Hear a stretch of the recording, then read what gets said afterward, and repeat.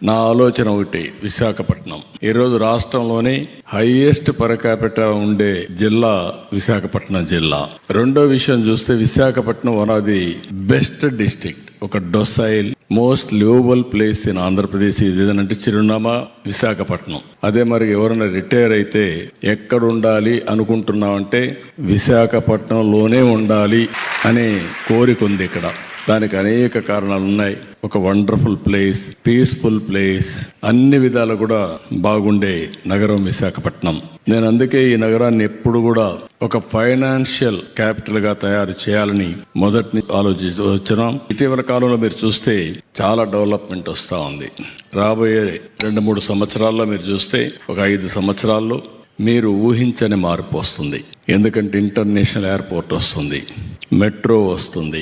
ఇక్కడనే దేశంలోనే ఎక్కువ స్టీల్ తయారు చేసే విశాఖపట్నం స్టీల్ ప్లాంట్, రెండేది ఆర్సీఆర్ మిత్తల్ స్టీల్ ప్లాంట్స్ వస్తున్నాయి.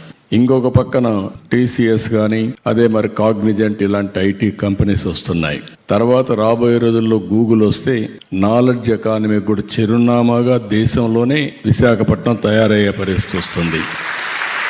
వాళ్ళు ఇక్కడ డేటా సెంటర్ పెట్టి ప్రపంచంలో ఉండే డేటాస్ అంతా కూడా ఇక్కడ తీసుకొచ్చి అనలిటిక్స్ చేసి ఆర్టిఫిషియల్ ఇంటెలిజెన్స్ ఉపయోగించి సొల్యూషన్స్ ఇక్కడి నుంచి పంపించే పరిస్థితికి వస్తున్నారు.